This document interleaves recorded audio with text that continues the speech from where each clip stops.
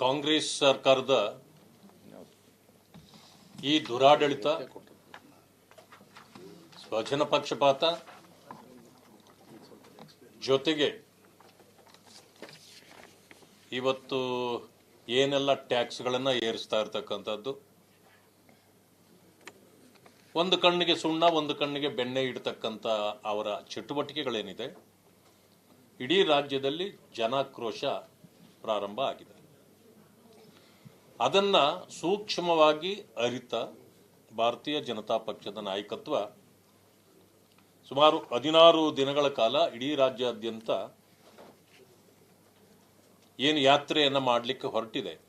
ಪ್ರಥಮ ಹಂತದ ಈ ಯಾತ್ರೆಯಲ್ಲಿ ರಾಜ್ಯಾಧ್ಯಕ್ಷರಾಗಿರ್ತಕ್ಕಂಥ BY ವಿಜಯೇಂದ್ರ ಅವರು, ಮಾಜಿ ಮುಖ್ಯಮಂತ್ರಿಗಳಾದ ಸದಾನಂದ ಗೌಡರು, ವಿರೋಧ ಪಕ್ಷದ ನಾಯಕರಾದ ಶ್ರೀ R ಅಶೋಕ್ರವರು, ಮಾಜಿ ಉಪಮುಖ್ಯಮಂತ್ರಿಗಳಾದ ಶ್ರೀ ಗೋವಿಂದ ಕಾರಜೋಳ ಅವರು, ಮಾಜಿ ರಾಜ್ಯ ಅಧ್ಯಕ್ಷರಾದ ನಳಿನ್ ಕುಮಾರ್ ಕಟೀಲ್ ಜಿ ಅವರು,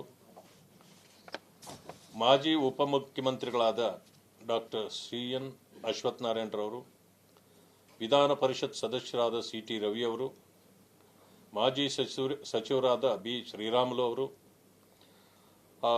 ಮೈಸೂರಿನ ಸಂಸದರಾಗಿರ್ತಕ್ಕಂಥ ಯದುವೀರ್ ಕೃಷ್ಣರಾಜ ದತ್ ಒಡೆಯರ್, ರಾಜ್ಯ ಉಪಾಧ್ಯಕ್ಷರಾದ ಶ್ರೀ ಮುರುಗೇಶ್ ನಿರಾಣಿಯವರು, ಶಾಸಕರಾದ ಬೈರತಿ ಬಸವರಾಜರವರು ಹಾಗೂ ಅನೇಕ ಎಲ್ಲ ಮುಖಂಡರುಗಳು. ನನ್ನ ಹೆಸರನ್ನು ಬಿಟ್ಟಿದ್ದೇನೆ, ಸೇರಿಸ್ಕೊಂಡ್ಬಿಡಿ ಅಷ್ಟೇ. ನನ್ನ ಹೆಸರು ನಾನೇ ಹೇಳೋದು ಸರಿ ಇಲ್ಲ ಅಂತ ಬಿಟ್ಟಿದ್ದೀನಿ, ನಾನು ಇರ್ತೀನಿ, ಸೇರಿಸ್ಕೊಬಿಡಿ ಅಷ್ಟೇ. ಈ ಎಲ್ಲ ಮುಖಂಡರುಗಳು ಕೂಡ ಇದರಲ್ಲಿ ಪ್ರಥಮವಾಗಿ ಭಾಗಿಯಾಗ್ತಾರೆ. ಇನ್ನು ಬೇರೆ ಬೇರೆ ಪ್ರಾಂತ್ಯಕ್ಕೆ ಹೋದಾಗ ಅಲ್ಲಿಯ ಎಲ್ಲ ಮುಖಂಡರುಗಳು ಕೂಡ ಸೇರಿ ಈ ಕಾರ್ಯವನ್ನು ಇಡೀ ರಾಜ್ಯದಲ್ಲಿ 16 ದಿನಗಳ ಕಾಲ ಮಾಡ್ತಾರೆ.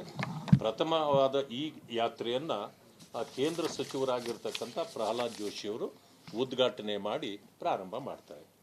ಮಾನ್ಯ ಬಂಧುಗಳೇ, ನಾನು ಒಂದು ವಿಚಾರವನ್ನು ತಮ್ಮ ಗಮನಕ್ಕೆ ತರಲಿಕ್ಕೆ ಬಯಸ್ತೇನೆ. ಕೆಲವು ಈಗ ನೋಡಿದೆ ನಾನು, ಕೆಲವು TV ಮಾಧ್ಯಮದಲ್ಲಿ ಯತ್ನಾಳ್ ಅವರಿಗೆ ಬಾಯಿ ಮುಚ್ಚಿ ಅನ್ನೋ ರೀತಿ ಹೇಳಿದ್ರು ಅನ್ನೋ ತಪ್ಪು ಮಾಹಿತಿ ಹೋಗಿದೆ.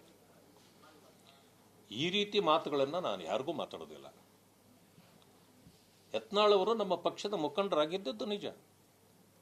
ಕಾರಣ ಏನಿದೆ, ಹೈಕಮಾಂಡ್ ಅವರಿಗೆ ಇವತ್ತು ಪಕ್ಷದಿಂದ ಉಚ್ಚಾಟನೆ ಮಾಡಿದ್ದಾರೆ. ಅಲ್ಲಿಗೆ ನಮ್ಮ ವಿಷಯ ಮುಗೀತು. ನಾನು ಅವರ ಬಗ್ಗೆ ಯಾವುದೂ ಪ್ರಸ್ತಾಪ ಮಾಡೋದಿಲ್ಲ. ನಾನು ಹೇಳಿದೆ 2 ವಿಷಯ. ಹಿಂದುತ್ವವನ್ನ ವಿರೋಧಿಸತಕ್ಕಂಥವರು ಬೇರೆ ಧರ್ಮಗಳವರಲ್ಲ, ಹೆಚ್ಚು ನಮ್ಮವರೇ ಅನ್ನೋದನ್ನು ಹೇಳಿದೆ. ಅದೇ ರೀತಿ ಪಕ್ಷಗಳಲ್ಲೂ ಕೂಡ ಬೇರೆ ಪಕ್ಷವರು ನಮ್ಮನ್ನ ಟೀಕೆ ಮಾಡೋದಕ್ಕಿಂತ ನನ್ನ ಕಾರ್ಯಕರ್ತರೇ ಮಾಡ್ತಾರೆ ಅನ್ನೋದನ್ನು ಹೇಳಿದೆ. ಇದು ಸತ್ಯ. ಆದರೆ ನೀವು ಟೀಕೆ ಮಾಡಬಾರ್ದು ಅಂತ ನಾನು ಹೇಳೋದಿಲ್ಲ.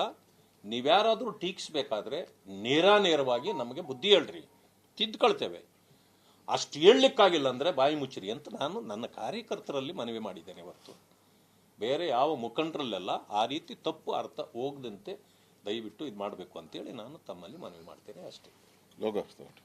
ಇಲ್ಲ, ಈ ಘಟನೆ ಆಗೋದಕ್ಕೆ ಮುಂಚೆ ಈ ಸೋಷಿಯಲ್ ಮೀಡಿಯಾದಲ್ಲಿ ಇದು ಮಾಡ್ತಿದ್ದವ್ರಿಗೆ ಮಾತ್ರ ಗೊತ್ತಿತ್ತು. ಈ ಹಂತಕ್ಕೆ ಅದು ಹೋಗ್ತದಂತ ಯಾರಿಗೂ ಗೊತ್ತಿರಲಿಲ್ಲ.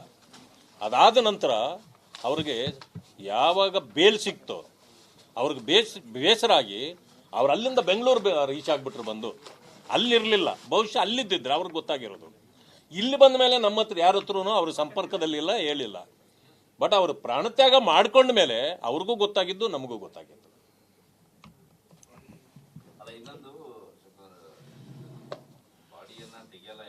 ಈಗ ಒಂದೇ ನಿಮಿಷ ಅವರ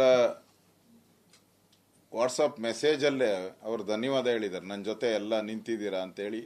ಭೂಪಯ್ಯ ಅವರು ಇರ್ಬೋದು, ಆಮೇಲೆ ನಮ್ಮ ಅಪ್ಪಚ್ಚು ರಂಜನ್ನು, ಯಾರ್ಯಾರು ಸಹಾಯ ಮಾಡಿದ್ರು ಕೋರ್ಟ್ ಬೇಲ್ ತಗೊಳಕ್ಕೆ ಎಲ್ಲರಿಗೂ ಧನ್ಯವಾದ ಹೇಳಿದ್ದಾರೆ. ಮತ್ತು ನನ್ನ ಹೋರಾಟದಲ್ಲಿ ಯಾರ್ಯಾರು ಸಹಾಯ ಮಾಡಿದ್ರು ಅವ್ರಿಗೆಲ್ಲರಿಗೂ ವಂದನೆಗಳು ಕೂಡ ಹೇಳಿದ್ದಾರೆ. ಅಂದರೆ ನಾವು ಸಪೋರ್ಟ್ ಮಾಡಿದ್ದೀರಿ ಅಂತ ಅರ್ಥ ಆಯಿತು. BJP ಅವ್ರ ಜೊತೆ ನಿಂತಿದೆ ಅನ್ನೋದು ಇದರಿಂದನೇ ಅರ್ಥ ಆಗಿದೆ. ಈ ಕಾಂಗ್ರೆಸ್ ಅವರು ಈಗ ಯಾವ ಮನಸ್ಥಿತಿಗೆ ಬಂದಿದ್ದಾರೆ ಅಂದರೆ ವಾಟ್ಸಪ್ ಗ್ರೂಪಲ್ಲೇ ಹಾಕಿದ್ರೇ ಅವ್ರ ಮೇಲೆ ಕ್ರಿಮಿನಲ್ ಕೇಸ್ಗಳು ಹಾಕ್ಸುವಂಥದ್ದು. ಇದೇ ದೊಡ್ಡ ದಂಧೆ ಈಗ. ನಾವೇನ ಪ್ರತಿಭಟನೆ ಮಾಡಿದ್ರೆ ಅದ್ರ ಮೇಲೆ ಕೇಸು. ಈ ಥರದ ಸರ್ಕಾರ ನಾನು ಯಾವತ್ತೂ ನೋಡಿರಲಿಲ್ಲ. ನಮ್ಮಲ್ಲಿ ಸ್ಪೀಕರ್ ಡಯಾಸ್ ಹತ್ತಿ ಮೈಕ್ ಕಿತ್ಕೊಂಡು ಮೈಕ್ ತಗೊಂಡು ಹೊಡೆದು ಅವ್ರನ್ನ ಎಳೆದಾಡಿ ತಳ್ಳಿ ಪಾಟ್ಗಳೆಲ್ಲ ಹೊಡೆದಾಕಿದ್ರು. ನಾವೇನು ಸಸ್ಪೆಂಡ್ ಮಾಡಿಲ್ಲ. ಬಾ ಇದು ಅದೇನು ಹೇಳ್ತಾರಲ್ಲ ಅದಾರ ತೆಲುಗು ಪಿಕ್ಚರಲ್ಲಿ ರಾ ಅಂತ ಅವರೇ ಕರೆದಿದ್ದು. ನೀವು ನೋಡಿ ಎಲೆಕ್ಟ್ರಾನಿಕ್ ಮೀಡಿಯಾ ನಿಮ್ಮಲ್ಲೇ ನೋಡಿ. ನಮ್ಮ MLAಗಳು ಮೇಲೆ ಬಂದಾಗ ಕರೆದಿದ್ದು ಯಾರು? ಸ್ಪೀಕರ್ ಅವ್ರು ಕರೆದಿದ್ದು. ನಿಂತ್ಕೊಳ್ಳಿ. ಆಕ್ಚುಲಿ ಮಾರ್ಷಲ್ಗಳ ಡ್ಯೂಟಿ ಏನು? ಆ ಸ್ಟೆಪ್ಸ್ ಹತ್ತಕ್ಕೆ ಬಿಡಬಾರ್ದು. ಮಾರ್ಷಲ್ ಡ್ಯೂಟಿ ಸ್ಟೆಪ್ಸ್ ಹತ್ತಕ್ಕೆ ಬಿಡಬಾರ್ದು. ಅದು ಡ್ಯೂಟಿ ಮಾರ್ಷಲ್ಸು.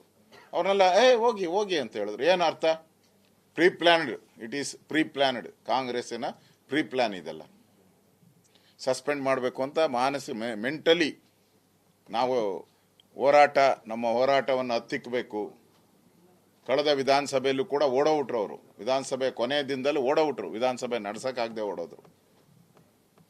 ಈ ಬಾರಿನೂ ಕೂಡ ನಮ್ಮ ಹೋರಾಟ ಜನಗಳಿಗೆ ರೀಚ್ ಆಗಬಾರ್ದು, ಮಾಧ್ಯಮದಲ್ಲಿ ಬರಬಾರ್ದು, BJPಯವರಿಗೆ ಆ ಕ್ರೆಡಿಟ್ ಹೋಗಬಾರ್ದು ಅನ್ನೋ ದೃಷ್ಟಿಯಿಂದ ಒಂದು ಸರ್ವಾಧಿಕಾರಿ ಧೋರಣೆಯನ್ನು ಮಾಡಿದ್ದಾರೆ.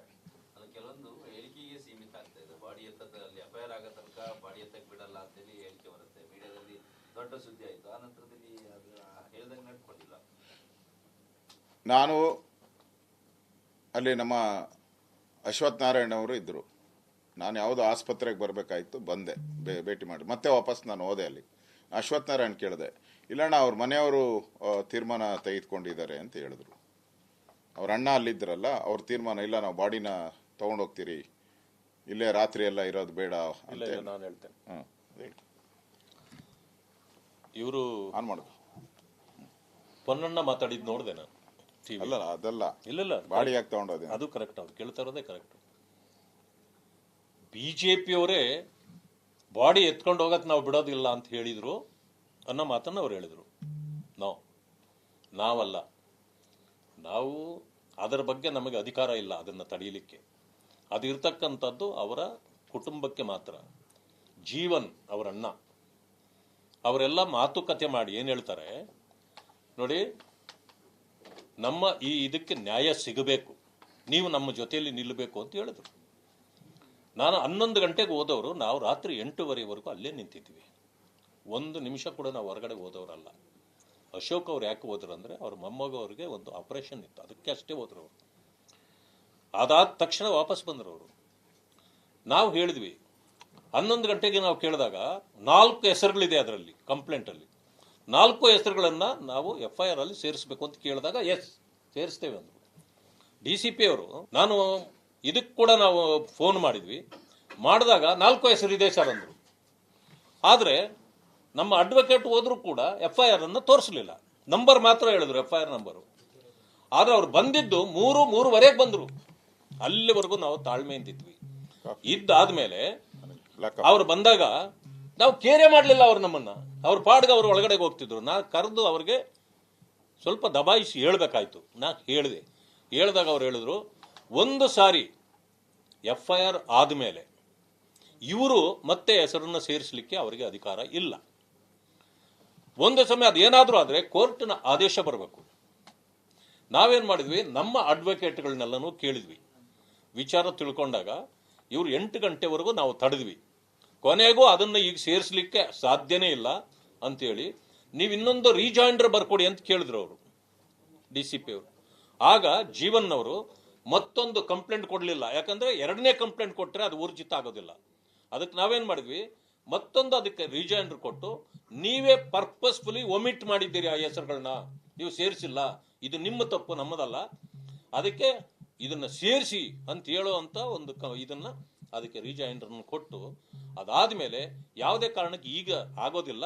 ನಮ್ಮ Vivek Reddy lawyers association president ಅವ್ರನ್ನ ಕೇಳಿದಾಗ ಅವ್ರು ಹೇಳಿದ್ರು, ಸರ್ ಆಗೋದಿಲ್ಲ, ಕೋರ್ಟ್ಗೆ ನಾವು ಹೋಗ್ಬೇಕಾಗತ್ತೆ, ಅದಕ್ಕೆ ಅದರಿಂದ ಈ ಕಾರ್ಯ ನಿಲ್ಲಬಾರ್ದು, ಅವ್ರಿಗೆ ಹೇಳಿ ಅಂದರು.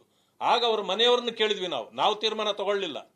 ಅವ್ರ ಜೀವನ್ ಅವ್ರನ್ನ ಮತ್ತು ಅವ್ರ ಕುಟುಂಬದವ್ರನ್ನ ಕೇಳಿದಾಗ, ಇಲ್ಲ ಸರ್, ಇದನ್ನು ನಾವು ಕೋರ್ಟ್ನಲ್ಲಿ ಫೈಟ್ ಮಾಡ್ಕೊಳ್ಳೋಣ, ಅದರಿಂದ ಈಗ ನಾವು ಹೋಗ್ತೇವೆ ತಗೊಂಡು ಅಂದರು.